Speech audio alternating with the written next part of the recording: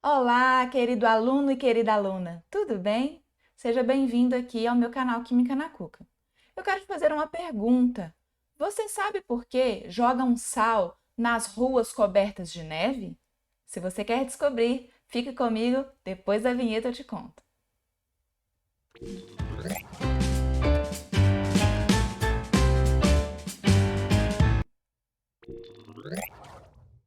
Se você ainda não me conhece, vou me apresentar. Sou a professora Valquíria Paiva, sou a sua professora de Química.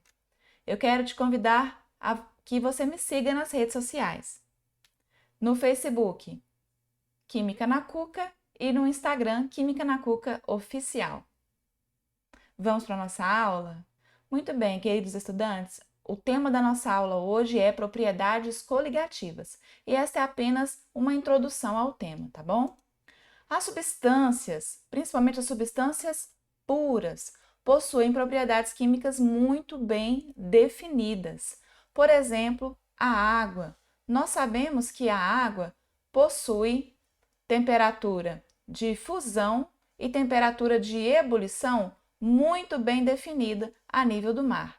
A água funde-se, ou seja, ela passa do estado líquido para o estado sólido, ou seja, ela congela a 0 graus Celsius.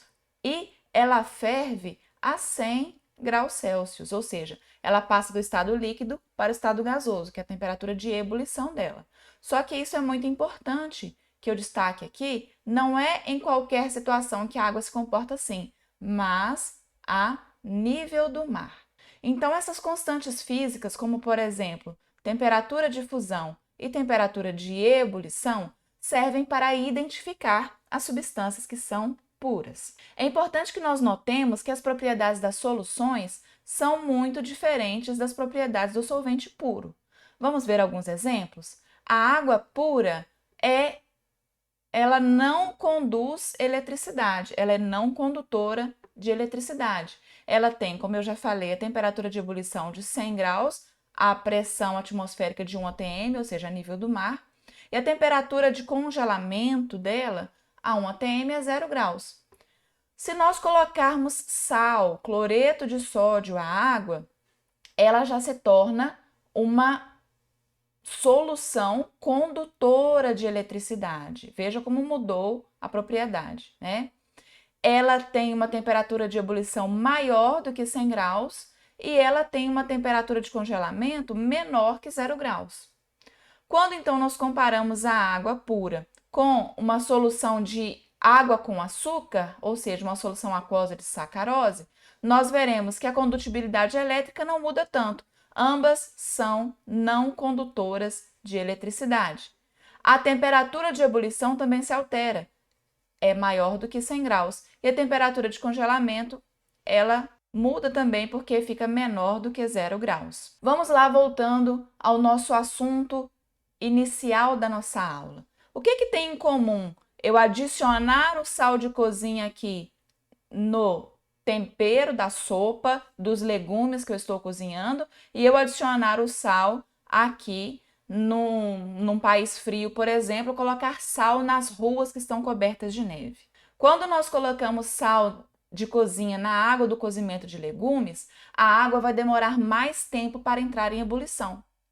Então, esse procedimento faz com que os alimentos cozinhem mais rapidamente, porque em razão da presença de sal na água, a água vai entrar em ebulição a uma temperatura maior do que a água pura e o que vai acelerar o cozimento dos alimentos.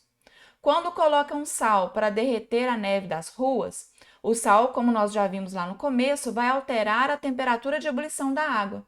Então, ele também vai provocar alterações na temperatura de congelamento. Quando nós dissolvemos, por exemplo, sal comum em água, ele passa, essa mistura, essa solução, passa a congelar-se com a temperatura mais baixa e a ferver em uma temperatura mais alta do que o comum em relação à água pura. Então, as interações entre as partículas dissolvidas e as moléculas de água, elas impedem que essas moléculas se organizem e formem a estrutura sólida. Então, que tem como consequência a diminuição da temperatura de congelamento. Quando colocam, então, sal de cozinha aqui nas ruas é para que ocorra a diminuição da temperatura de congelamento da água e aquela neve demore mais tempo a se formar. O que há em comum entre colocar, por exemplo, açúcar numa compota de doce e entre analisar um peixinho, né, na água doce ou na água salgada?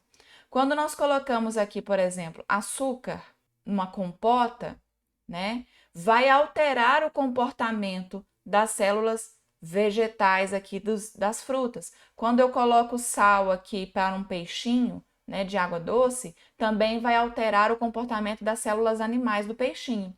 Então, um tempero, ele pode alterar completamente aqui. Se eu colocasse um tempero sal, por exemplo, em verduras cruas, nós percebemos que a salada murcha mais depressa.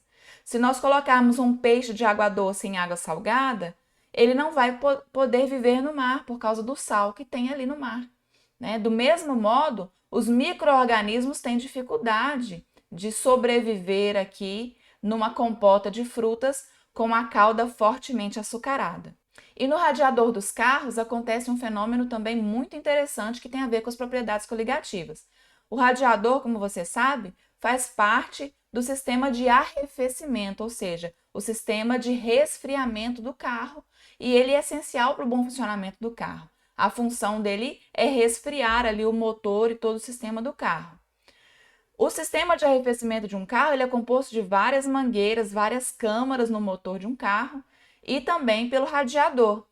A principal função do radiador é trocar calor da água que está voltando, né, ali e enviá-la de volta resfriada. Em países quentes, é muito comum adicionar à água do radiador dos automóveis uma substância chamada etilenoglicol. O etilenoglicol vai elevar a temperatura de ebulição da água nos países quentes. Assim, evita-se que a água do radiador ferva, entre em ebulição.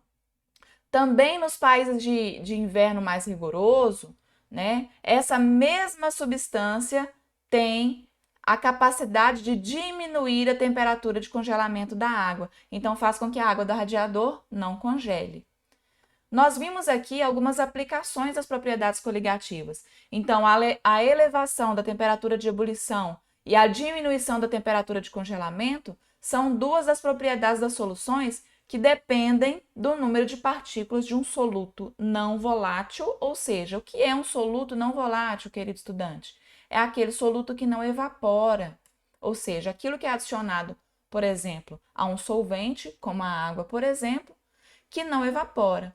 Então, essas propriedades coligativas não dependem da natureza das partículas do soluto, mas do número dessas partículas, certo?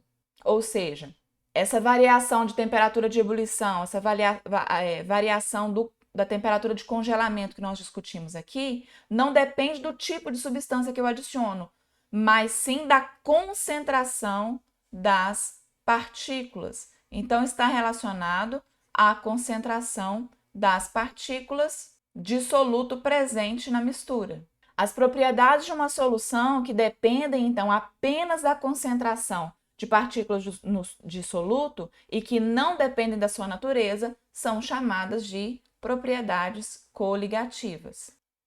Quais são essas propriedades coligativas? Nós estaremos estudando cada uma delas nos próximos vídeos.